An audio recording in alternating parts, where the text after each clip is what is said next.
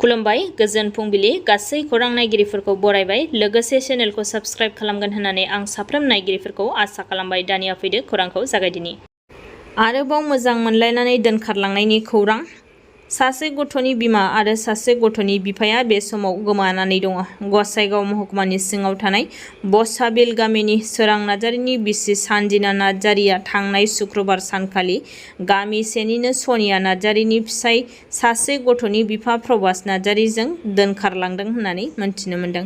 जायनि जाहोनाव हौवा आरो हिन्जावनि नखरनि सोद्रोमाफोरजों लोगोसे फिसाफोरा हालाय हाफाय जानानै दङ होननानै मिथिनो मोन्दों। बेनिखायनो खौरां बिजोंनि गेजेरजों सावगारियाव होनाय हौवा आरो हिन्जावखौ रायजो राजाफोरा बहाबाफोर नुसनबायोब्ला 7086864795 एबा 7896563261 जानबुं नम्बराव खौरां हरनो खावलायहरदों। लोगोसे सानजिना नार्जारि आरो प्रभास नार्जारिखौ जेरावखि थाया मानो न'आव फैफिननो खावलायहरदों सानजिनानि बिमा आरो फिसाजोआ।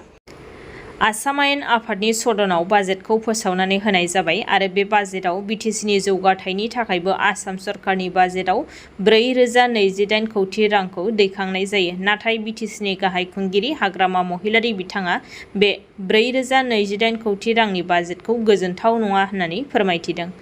आसाम सरकारा मिरु सरकारनिफ्राय जाबायदि बाजेट नागिरदोंमोन बेबायदि बाजेटखौ मोननो हायाखै। बेनिखायनो बिटिसि सरकाराबो खम बाजेट जागोन आरो खम बाजेटजोंनो 1 बोसोर सलायनांगोन लोगोसे खम बाजेटजोंनो खामानि मावनांगोन होननानैबो बिथां हाग्रामा महिलारिया फोरमायथिनानै होयो। एरैहाय बाजेट जथुमा जोबनायनि उनावनो आसामनि गिबि मन्थ्रि डक्टर हिमन्त बिश्व शर्मानि जर'खा बिबुंथि। बे 2026-27 बाजेट जथुमाव माखासे जर'खा थांखिफोरखौबो लानाय जादों। रुपसि बिरखां गाथोननिफ्राय नसुंसे हादर भुटान बांलादेशजों लोगोसे मेघालय सोनाब बंगसिम बिरखं फोनांजाब खालामनो थांखि लायो। 18,000 फरायसाफोरा डक्टर बानीकान्तनि मुङै स्कुटि मोनगोन। साहा बागानाव खामानि मावग्रा आइजो मावसुमाफोरनो 15,000 रां अनसुंथाइ। HIV आरो एड्सजों नाख्रेबजानाय नखरनि रान्दि आइजोफोरनो 1 लाख रां। गावसुंथा गौथुमनि आइजोफोरनो 10 लाख रांखौ गावारि दाहार होनो। आसामाव सासेनि बारा हाबा खालामनाय सुबुङा सोरखारि बिथांखिनि खाबुफोरखौ मोननाय नङा। लोगोसे साख्रि मावनाय सुबुङा सासेनि बारा हाबा खालामोब्ला लोगो लोगोनो साख्रिनिफ्राय होखारजागोन। बेबायदिनो गोबां थांखिफोरखौ बे जथुमाव लानाय जादों। लहित दैमारि मुंनि सासे सुबुङा बे समाव गुबुन रायजोआव खामानि मावनो थांनानै गोमानानै दंहैयो होननानै मिथिनो मोननाय जादों। थांनाय 7 अक्ट'निफ्रायनो लहित दैमारिया बेलासिनि 2 रिंगायाव अन्ध्र प्रदेशआव गोमादों होननानै मिथिनो मोन्दों। बेंगालुरुआव खामानि मावनो सासे लोगोजों न'निफ्राय ओंखारलांदोंमोन। सानैनि गेजेराव मिथिस्लाबै प्लेटफर्म अन्ध्र प्रदेश रायजोआव लहित दैमारिया गोमाना थाबोबाय आरो गुबुन सासेया खामानि मावनायनि जायगायाव सौहैदों। नाथाय लहित दैमारिनि जेबो खौरां मोननाय जायाखिसै। लहित दैमारिया गहपुर हालामनि थागिबि होननानै मिथिनो मोननाय जादों। मन्त्रि अशोक सिंखालनि हरखाबै खामानि मावनायखौ लानानै धेकियाजुलिनि रायजो राजाफोरा गिखांनाय मोन्दों। मुंख्लं रतन कछारी गोसोखां रडखौ सोलायना डक्टर श्यामा प्रसाद मुखार्जी मुं होदों।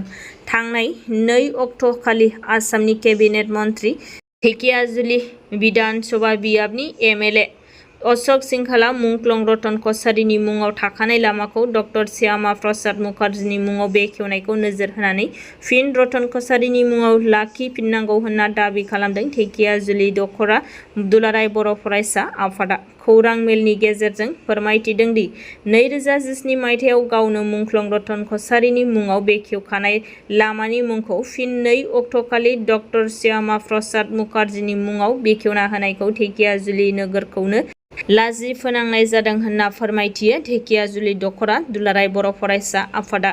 एरैहाय बेखौ लानानैनो आटसु एबा अल आसाम ट्राइबेल स्टुडेन्ट इउनियननि आफादगिरि हरिचर ब्रह्मआबो गोख्रों दाबि दैखांदों।